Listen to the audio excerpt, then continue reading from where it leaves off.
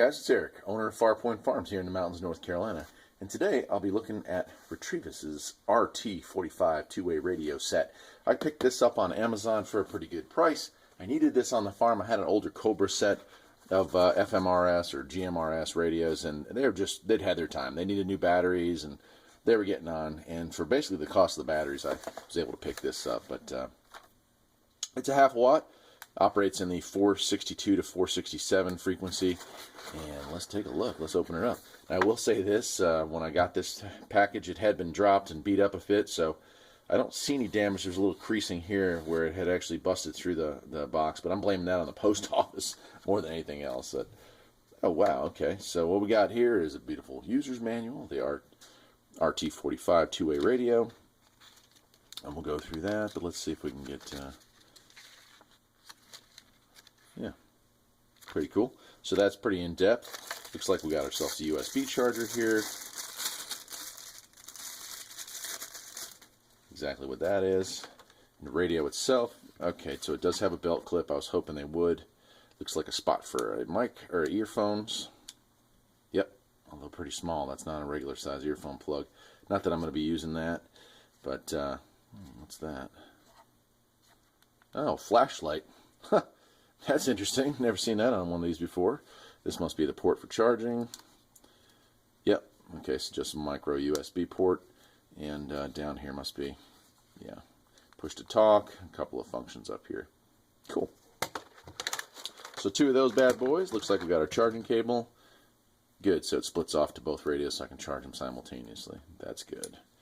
And then batteries. So let me go ahead and get these installed and we'll take a look at this thing. But pretty neat kit. The Cobra kit was a whole lot more. I looked at getting one of those, and I looked at Midland, but Retevis, or however you want to pronounce it, they had a pretty good price on it. I had good luck with their DMR HD1 radio, so I figured, why not? Let's give this a try. Okay, so I've given these a chance to charge up for a while. The batteries, well, they had about a half a charge in them, so I went ahead and charged it for about an hour. But let's go ahead and turn them on.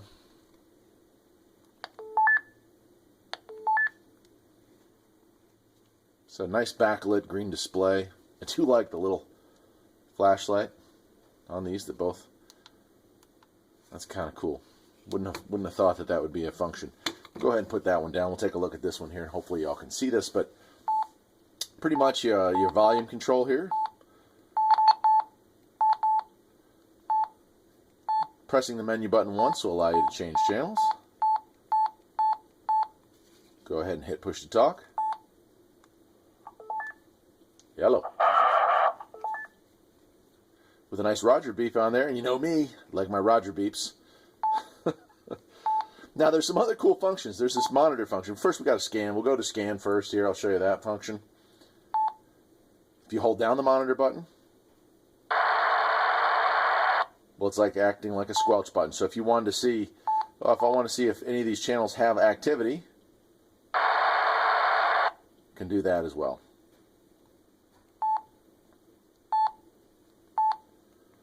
We'll move it back down to channel 1.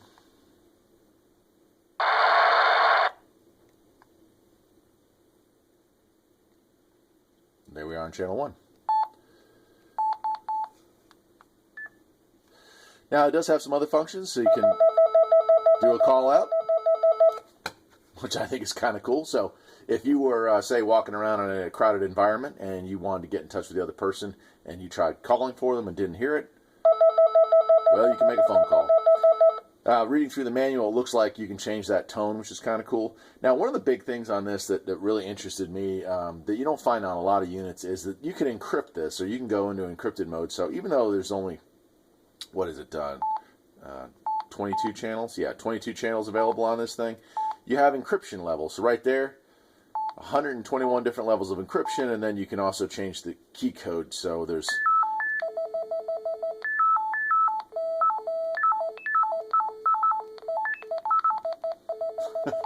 a lot to play with there, pretty much.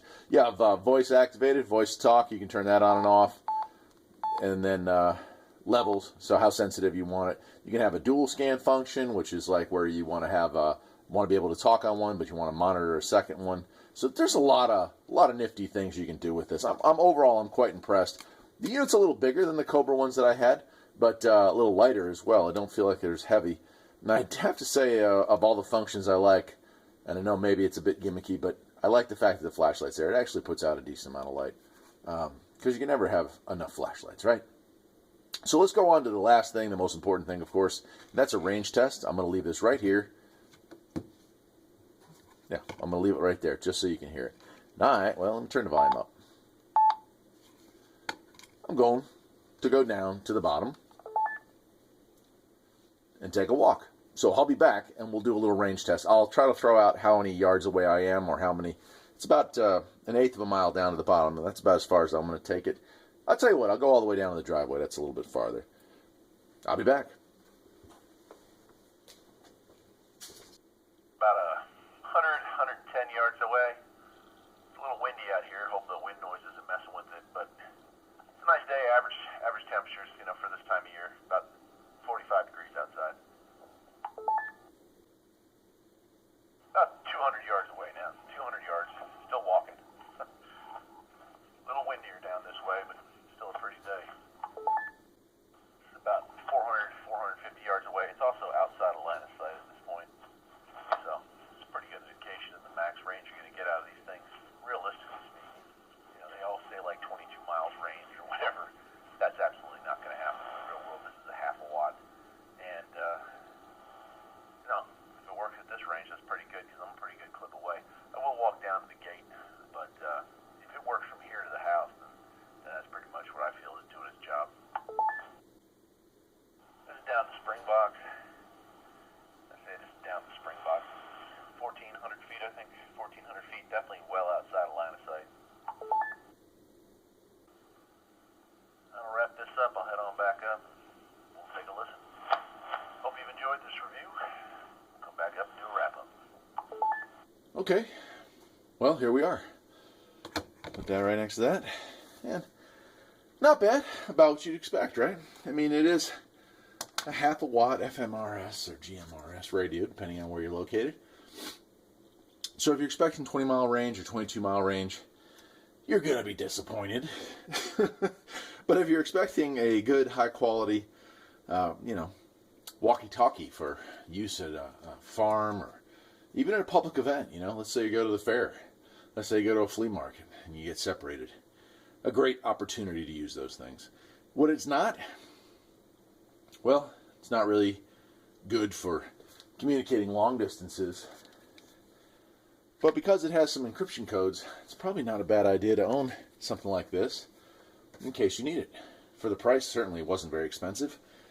And that's the RT45 from Retevis. Overall, I give it about a thumbs up. Yeah, I give it a thumbs up. It does exactly what my old Cobra ones did. It's a little larger, but it has some extra features like the flashlight, the ability to hook up an earphone if you wanted to, the calling feature, and most importantly, the ability to kind of scramble your signal, so not all radios are going to be picking up on that, so I like that. That's it. I'm Eric, owner of Farpoint Farms. I hope you enjoyed this video. And if you did, perhaps you will think about liking and subscribing. And I'll see you next time. Take care.